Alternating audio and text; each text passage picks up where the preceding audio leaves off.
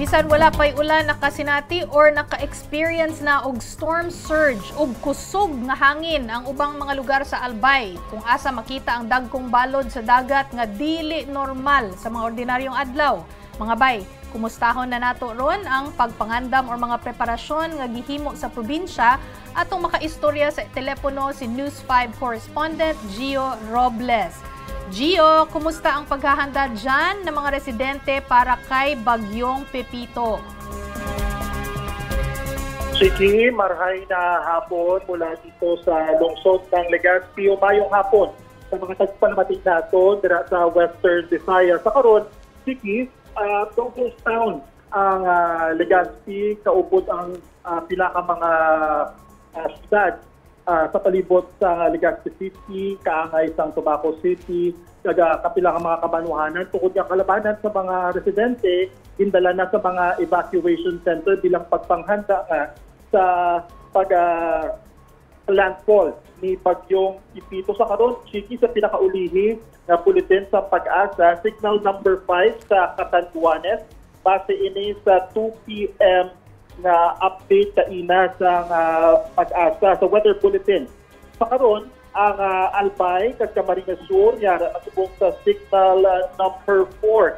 Pero Chiki, sa mga oras ni ang ulan, ipan-tuman, paka-basko, pauntat-untat kumbaga sa ato, there pabugso-bugso ang ulan, pero talagpo ang mga balod diri sa may Legazpi Boulevard, kasi nag-awas ang tubig sa mga dalanon, kaya tuman kabaskok sa hangin. Sige, suno kaya Mayor Alfredo Garbin sa Legazpi City na sobra na sa 50,000 sa mga residente ang pindala sa evacuation center kag gina-expectar nila nga patugahan tayo na samta nagalakat ang oras usang asa maglapot ron nga gabi mo matako sa balod diri Chiki sa tubang sang sa Legazpi Boulevard. Sa karon naman Chiki sa Catanduanes, sa isla sa Catanduanes, kung sa diin signal number 5 na suno sa LGU. Oo, sige, halin sa ina sa Udto, ara na sa 11,000 ng mga pamilya sa Catanduanes ang yara sa evacuation centers kag wala na sa supply sa kuryente, brown out na sa Catanduanes. Hello, City. Yes. Gio, Ilonggo, gali ginahambal mo, no? Basibla, hindi ka insindi ang mga Bisaya speaking, di nato, no? So, pero gets naman, kay meron namang mga words na, na gets talaga. Pero switch tayo ng konti ng Tagalog para sigurado lahat makakaintindi.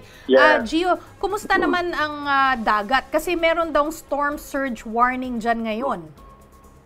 Yes. Chiki, may storm surge warning. Kaninang umaga, high tide, kaya umapaw yung tubig sa mga daan, kagaya nga sa bayan ng Tiwi, meron dito sa Sorsogon, sa Catanduanes din. Kanina nag-viral yung mga video sa social media. Pero yung clarification ng Pag-asa, maging ng LGU, hindi pa iyon yung storm surge na tinatawag natin. Bunsod lang yun ng high tide, malalaki yung alon, kaya umapaw yung tubig sa mga daan. Pero nonetheless, hindi pa rin dapat sa walang bahala yan ng mga residente dahil yung storm surge na inasahan natin once na maramdaman na talaga natin, papalapit na talaga, or once nasa vicinity na itong si Bagyong Pepito mamayang gabi, we're expecting Chiki na mas maramdaman yung pagsik ni Pepito, although wag naman sana, no, pero mamayang gabi or kung saan madilim, no, kaya medyo delikado itong si Pepito, kaya naka-alerto talaga yung mga otoridad, maging yung mga residente na nasa evacuation centers na at yung mga naiwan pa sa mga coastal areas. Since talagang naka-alerto na sila dyan, Gio, no? Handang-handa na ba sakaling matindi ang maging pinsala ng bagyo? Kasi may paghahanda naman, I'm sure, ng ang LGU. Oo, Chiki. Sa pagkikipag-usap natin kanina sa iba't ibang LGU, sa Legazpi, meron din sa Tiwi, yung kahandaan, Chiki.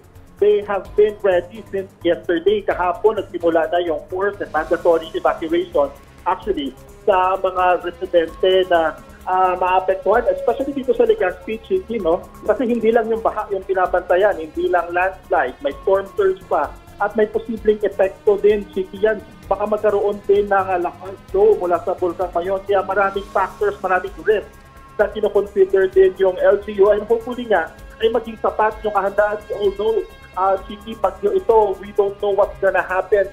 That's why ngayon yung paghahanda nga din na ginagawa ng mga otoridad ay advance. Pwede lang one step ahead sa mga posibleng mangyari ay ginagawa. Pero hopefully nga, Chiki, we don't know what's gonna happen. Kaya nakapantay lang talaga todo, bantay lang, nakahanda, nakapreposition na lahat ng mga posibleng kailanganin ng mga kapatid natin. Okay, maraming salamat. Again, daghang salamat, Gio Robles and team. Ingat kayo dyan.